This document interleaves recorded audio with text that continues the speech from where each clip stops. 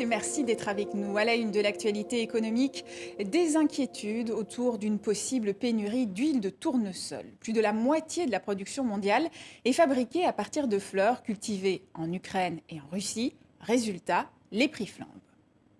Donc en l'espace de quelques mois, l'huile a doublé, voire 2 fois et demi. Même avant, je touchais aux alentours d'1,40 €, 50, et là, au jour d'aujourd'hui, elle est quasiment à 3 €. 3,50 €, ça dépend lorsqu'on en trouve en fait.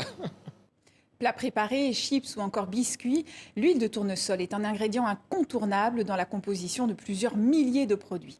Certains industriels vont donc être obligés de la remplacer par de l'huile de colza, de soja ou encore de palme. Ils sont dans l'incertitude, à l'image de ce fabricant de pâtes boulangères. Ça fait 40 ans que je fais ce métier. Je n'ai jamais connu une crise d'une telle magnitude, d'une telle importance, avec une telle insécurité et certaines visibilité extrêmement faible. En France, dans certains supermarchés, des rayons sont vides, notamment car les Français ont eu tendance à faire des stocks ces dernières semaines. Dans le reste de l'actualité, les actionnaires du groupe automobile Stellantis ont voté contre la rémunération des dirigeants du groupe et notamment contre celle du directeur général Carlos Tavares, plus de 66 millions d'euros au titre de l'année 2021. Une grande partie de ce montant est tout de même conditionnée à la réalisation de certains objectifs dans les prochaines années. Cet avis de l'actionnariat n'est que consultatif, il n'y aura donc pas de conséquences. Du côté des syndicats également, cette rémunération est contestée. C'est une année record de bénéfices.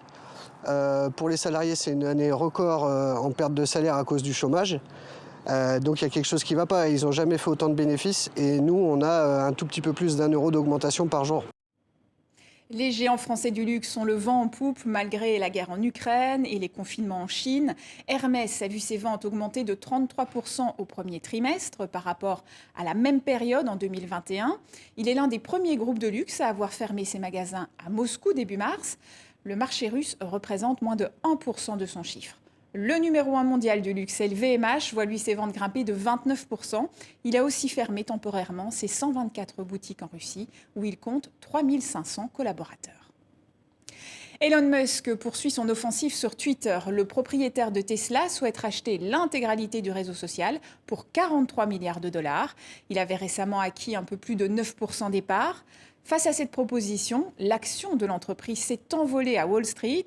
Elon Musk, qui souhaite sortir Twitter de la bourse, a d'ores et déjà prévenu que sa proposition ne sera pas modifiée et qu'il reconsidérera sa présence au capital en cas d'échec. Et c'est la fin de ce journal de l'économie. Merci à vous pour votre fidélité et à demain.